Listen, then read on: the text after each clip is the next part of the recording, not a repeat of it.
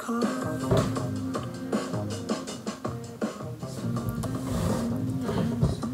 guys, welcome back to my 6-month update video. Yay, half a year.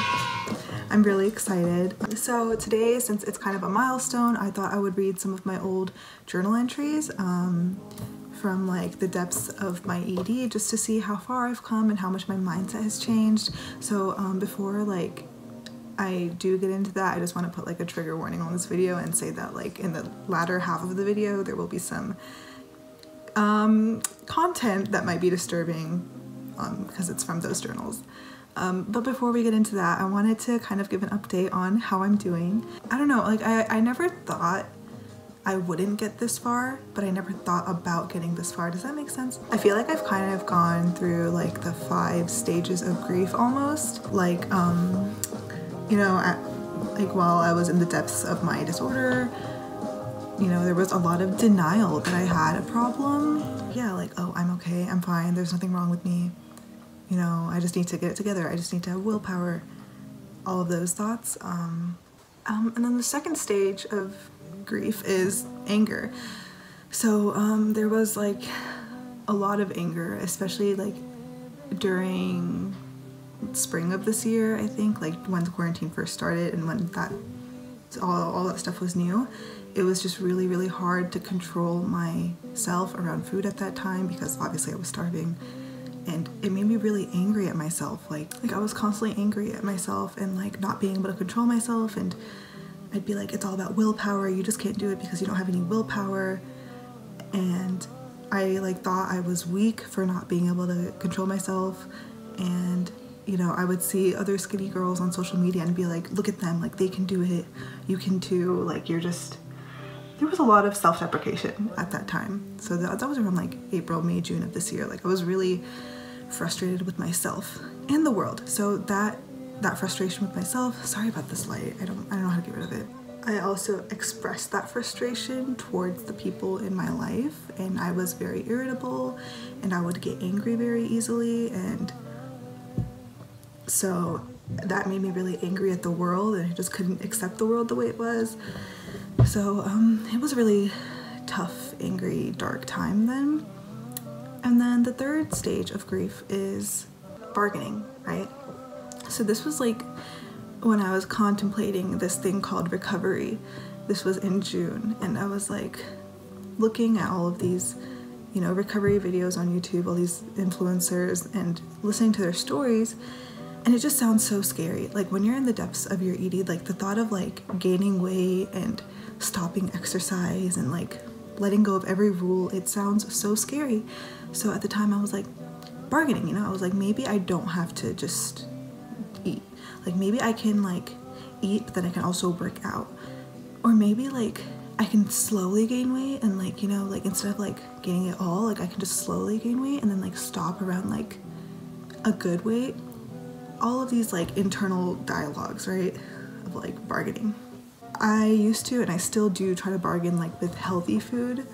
I'm like, since I don't really crave junk food anymore, I kind of am like, oh, maybe I should start eating healthy now. It's tricky because you have to make sure you're not going back into like orthorexic behavior, right? So I'm just like, no, just eat what you want in the moment. Like don't think about eating healthy or eating bad. So that's another type of bargaining. Regardless, I did end up starting, you know, my recovery on June 16th of 2020, and it was, I mean, it's tough, it's really tough, but it was also like, I feel like the first few months were a little more exciting. Like I wasn't necessarily as depressed as I get later. I'll explain that. So, but like, you know, it was really exciting. I was like, wow, like I'm healing, woo. Things were not that bad yet, and the only bargaining I had at the beginning of my recovery was with overshoot. I kept saying like, okay, this is probably all I'll overshoot, and then I'll gain a few more, and then I would gain a few more pounds, and I'd be like, okay, I'm pretty sure this is as far as my overshoot would get. And then I would gain a few more pounds, and I'd be like, okay, my overshoot has to stop now. And again, the word overshoot itself is like problematic because you actually don't know whether it's overshoot or not. But basically, yeah, that was my bargaining. It's like if I gain another 10 pounds, I'm giving up recovery, like that. But obviously I didn't do that. That was just like my little internal bargaining. I just stopped looking at the scale, which I highly recommend you do.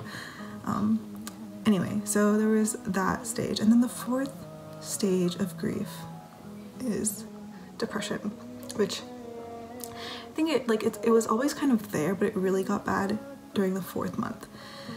Because after the 4th month, like, you have kind of gotten used to recovery, and like the excitement has worn off, and you're just kind of sitting there in this brand new body, and it's just not pleasant. Like, it's just like what do I do with my life now? Like, it's like you have nothing to like physically do or fight, or there's no active way to fight this. There's just like literally all recovery is just sitting there eating and not moving. And after you do that for a long time, it gets really depressing. Naturally, it's like, it's expected. So for the months 4 and 5 were really depressing, and honestly, I wish I could tell you how I got through them. I think distractions is the best way to go about it, just like lots of distraction. But then there's the 5th stage, which is acceptance. So acceptance. This is something that I don't think I'm in completely yet, but I like see the light, you know what I mean? I feel like I'm kind of between stages 4 and 5 right now, like transitioning. Like, I have my depressed days, but I'm also kind of like, at this point, I'm like, whatever. So this is my current journal. I'll be reading my old journals in the second half, but this is my current one. A few days ago, so I wrote on December 7th, I had a realization while writing this that I should do what my heart wants regardless of what I look like. That is the point of recovery anyway. I accept myself. Yesterday I posted a Q&A on my Finsta asking for words of encouragement. I got tons of responses from people close and distant, and it made me realize that I'm not alone, and I never was. I've isolated myself so much during this journey, hiding in fear of what others would think of me. But the others are more understanding than I am with myself. So, F it. I will stay heavy for a while, but it's really not a big deal. I have to be realistic. I'm just a person. I'm getting there, like, and I see the light, and yeah, that's pretty nice, I guess, to talk about. Anyway, so all of this sounds all happy and like, oh wow, like, look, she's going through the grief and now she's coming out into the light. No, like recovery sucks. Like, this crap sucks. Just like with like recovery from any addiction, like there's tons of withdrawal. It's really painful. Something that really helped me is someone described it as going through a second round of puberty, which is like, that made me feel a lot better and like understanding with myself, because that's literally what my body is doing. Like, I'm literally just going through basically a second round of puberty. Like, my hormones are out of whack. You can tell by the acne and it's really frustrating, but I know that a lot of people are going through this and a lot of people need to go through it, so it makes me feel less alone. Another quote that really helped me was like, you're healing so much more than yourself. So when you choose to take this step and diverge from the status quo and kind of heal yourself, you're healing society. I hate that word, but like, society at a greater level. Because if I get rid of my body stereotypes, if I get rid of beauty standards in my head, that's one less person in the world who believes and upholds those beauty standards. So if we all collectively, let go of these standards, then there would be no standards. So remember, like, you always play a role in upholding the standards that break you down. And so you're the one who needs to contribute to like this process of breaking them down. You can like look at my old videos for like actual details on how my body has changed and stuff, but like nothing has really changed since the last video. It's just like, I think I'm at a stable weight and I'm still bloated all the time. And at this point, like, I really just don't feel the need to binge, or like, I don't crave anything. I just eat normally. Anyway, something I have noticed though that's gone is my sweet tooth. So there was a point last year where I literally thought I had a sugar addiction because of how much sweet food I ate. Mainly because, when your body's malnourished, like the first thing you crave is like high calorie, like junk food, just because like it'll get the job done quicker. So yeah, like I remember, especially when I was studying abroad in Korea, because that's when I was like walking like 10 miles a day, like I would eat nothing but sweet food. And I remember like eating like cakes like for dinner and stuff. It was so weird. even like this year, like I used to think, oh, I love sweet popcorn, like I love kettle corn, but now I'm just like, that sounds gross. Like I never thought like that my sweet tooth was actually like caused by this disorder, because I've always liked sweet food. If you think you have a sugar addiction, or if you think you're a junk food addict and you're restricting, I'm pretty sure it's the restriction that's causing that. I don't have time to film this video all in one sitting, so I might look different in the second half. So just excuse the wardrobe change if that happens. Okay, time for the journal entries. This is my first journal. 2018 is when I started this. So this was October 18th, 2018. Today for breakfast, I had 1 banana and 2 cups of grapes. The banana was the perfect level of ripeness. For lunch, I had cauliflower shak, which is an Indian food. It's just like cauliflower cooked. And a bhakri, which is one single type of Indian bread. I'm quite full now. Spicy, good Indian food will do that to you. I was trying to trick myself into thinking I ate normally so hard. Like, and for those of you who like have been through this, you know, like you act like you're fine, you act like you love food, and like, and then like everyone else around you thinks, oh, like look, she eats. No, and you're what's it called? You're tricking yourself too. Like, no, you're not full. Anyway, so that was breakfast and lunch, and then 9:27 p.m. just binged for over an hour. I thought that I would make myself a quesadilla and then treat myself to some dessert. Instead, I started snacking before I could even get the tortillas out. I laughed because I looked at the 170-calorie tortilla uneasily, not realizing that I was about to consume thousands of calories shortly after. I literally can't control myself, even if I'm in pain. I debated, I'm sorry, this is like a little bit of a trigger warning. I debated throwing up today. I'm so full and my heart is palpitating. I have no one to talk to right now. I'm alone. And then I list all the food that I went through, which like I cannot even imagine eating that much food today.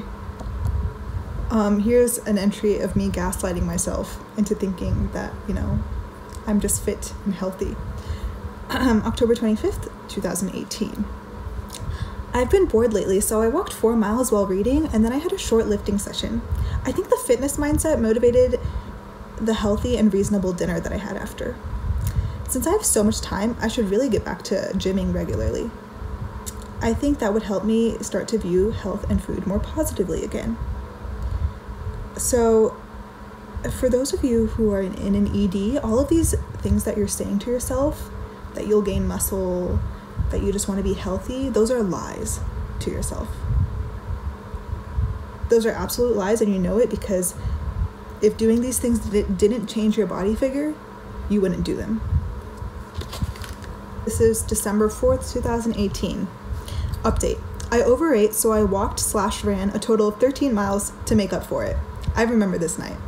I literally, like, I had, what, cupcakes or something, and I freaked out, and it was a weekend night, you know, all my friends were going out, and I went to the gym, and I ran 13 miles. This is in college. This is all in college, by the way. So I'm, like, literally throwing away my college experience to do all this. I don't know how I feel about that decision. The worst part is you think, oh my god, poor thing, she ran 13 miles, but, like, I was satisfied after that. I was like, okay, thank God, now I don't have to worry about anything because I ran 13 miles, so all of that is probably gone. Holy wow. This next entry is me being harsh with myself, like trying to discipline myself. December 20th, 2018. I'm in full control. Mind over matter. There's nothing wrong with me. I have no excuses. Discipline yourself. My life is perfect and there's no reason for me to be upset or to binge. I have a nice body, good grades, and that proves that there's no disorder driving this behavior. And then in caps, I have full control. I don't need to heal because there's nothing to heal in the first place. Wow. Crazy. That is denial. That's denial. Okay, so now I'm gonna read something that was like this was the first realization that I needed help. And this was a year into my eating disorder. Again, I had not come to terms with the fact that I had an eating disorder until I was a year in. On January 4th, 2019, that's when I had like a breakdown. What if no boys like me because I look like a potato with 4 toothpicks sticking out? I don't know. I'm freaking out. There are so many thoughts crossing my mind. I'm just overwhelmed and I don't know what to do. One minute I say I want to build muscle and gain weight, but that's all bullshit. I know it's bullshit. I keep saying it because I want to believe it, but I know that nothing satisfies me more than that number on the scale staying low. I tried finding an online support group, but I was too lazy to join. I need help, but I don't want it because no one understands. They're just going to tell me I'm pretty the way I am, and then they're going to fatten me up. I don't know what to do. Help me. And then I drew this portrait, which I will remember forever. Sorry, this is, again, kind of graphic. That's how I perceive myself, and I just kept writing, help me, help me, help me. And that's how I perceive myself. It's a self-portrait, by the way. This really pisses me off because I feel like online people really romanticize eating disorders with this like aesthetic. And I mean, I get why, because like a lot of current day aesthetics are centered around, you know, Eurocentrism, and which obviously implies, you know, a thin body type. It's not pretty. It's not pretty. Someone may look pretty on the outside, but they are living the ugliest life. The ugliest. I had to take a break from recording since I was tutoring, but I'm back. Okay. Where was I? Oh, right. Okay, so I read some of my old journal entries, and you guys need to realize I probably shared maybe 4 or 5 days with you. It was way worse than that. I had journal entries like that like multiple times a week that continued through 2019, and even this year, the same thoughts basically on repeat. And I could read some parts of my current journal. Let me see if there's anything interesting. Let's see, like this journal is just like mostly growth. Like it's just so much unpacking what went on with me, and like so much like, hey, you can do this. Like I downloaded this app called The Pattern. Okay, first of all, I'm not one of those people who's like crazy into astrology or really knows much, but this app gets some things quite accurately. So I like wrote down a bunch of like judgments that the app made about me, or a lot of things that it told me I was, because, you know, first of all, I agreed with it, and then second of all, I wanted to make sure that I like stayed true to it, right? So I guess the most important part is you're meant to discover radical self-love and acceptance. Radical self-love and acceptance, not just self-love and acceptance, radical self-love. That means like through the worst of the worst, right? Your capacity to love yourself unconditionally is your gift to others. Embracing an optimistic, positive expression of yourself will inspire and encourage others to do the same. Yeah, so like, I guess I hope that, you know, me going through this and like fighting through it kind of inspires some people. I don't want to say inspire, that sounds like I'm putting myself on a pedestal, but like, I guess comforts some people. And just know that like not everyone in the world cares about things the way people on social media do. There are genuine like good people who want to see the good in everyone and just have the world be a better place, and I'm one of them. So if you ever think you look ugly, just know that I will never think that. I think you look great. In fact, after this video, you should go look in the mirror, you know, wink at yourself, do something like that. Honestly, I don't think I'm gonna go through everything, just because like the focus has shifted from eating disorder and food and appearance to just like my life. So there's like a lot of, you know, Korean practice in here. There's just like a lot of random things happening in my life. There's a lot of anxiety about overshoot. That's something I have to deal with sometimes. Wow, my journal is so much cuter this year. Like look at this like little journal about like the moon. And I think I had like this thing about coffee as well in here. Like this whole coffee page. Oh my god, look at it. I did like a self-portrait now. That's my self-portrait now. Isn't it so much cuter than the terrifying picture I drew earlier? So that's the end of this special, you know, video, this special half-year video. Anyway, I actually do have to get back to tutoring. I've been recording this video between tutoring sessions, so that's why the lighting has changed so dramatically, but you know, have a good day. Choose recovery. Choose to love yourself, even though it's hard. It's not pretty. Love is ugly. Recovering is ugly. Healing is ugly. It's not all magical. So yeah, you got this. Let me know if you want more videos, or like if you have any questions in the comment, as always.